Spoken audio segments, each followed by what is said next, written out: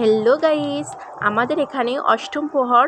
তো আমরা আজ সবাই মিলে গঙ্গা বরণ করতে চলে যাচ্ছি জল আনতে। তো আমরা কিন্তু সবাই ড্যান্স করতে করতে যাব। ভিডিওটা স্কিপ না করে দেখতে থাকো।